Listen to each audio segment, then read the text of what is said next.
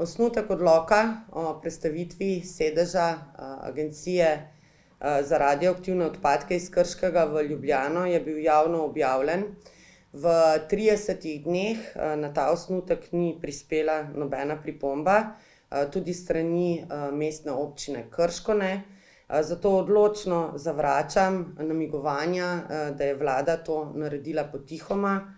Odloke je ključno spremljati in se na njih pravočasno odzivati ali pa pridobiti neke dodatne relevantne informacije.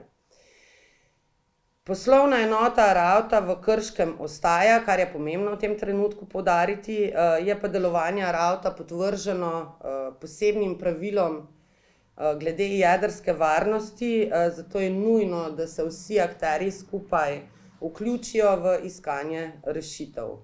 Danes lahko povem, da bo na to temo minister za okolje, podnebje in energijo, minister Kumer, sklical sestanek, na katerem bo poleg župana Mestne občine Krško bosta prisotni tudi poslanki Tamara Vonta in predsednica parlamentarnega odbora magistra Nataša Avšič Bogovič.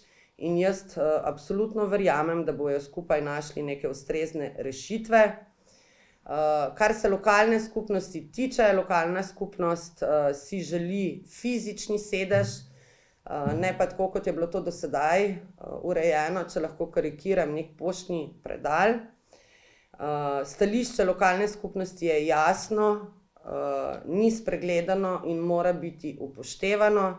Tam, kjer ostanejo odpadki, naj bo tudi sedež, zato ta zgodba ni zaključena. Ne smemo pa zaradi te prenapihnjene zgodbe spregledati uspeha, ki smo ga dosegli z vložitvijo posvetovalnega referenduma o JEK2 v tem tednu. Gre za zgodovinski korak za našo regijo in za državo. Pomembno je poudariti, da so k oblikovanju referendumskega vprašanja pristopile enotno vse poslanske skupine v državnem zboru, vključno z SDS in NSi, tako da gre za projekt, ki presega neka politična prepričanja in je ključen za prihodnje generacije, zato tudi tukaj ni prostora za delitve na leve in desne.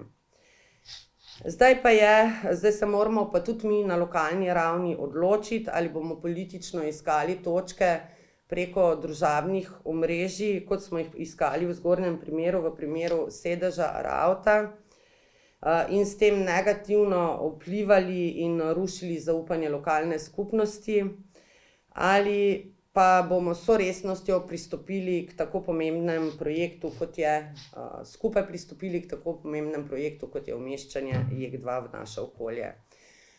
Moje osebno mnenje je, da take politične igre ne smejo zasenčiti pomembnosti dosedanjega dela, zaupanja in tega dosežka pravzaprav, in odgovornost vseh nas je, da damo jasen signal, da tukaj ni prostora za lokalne politične igre.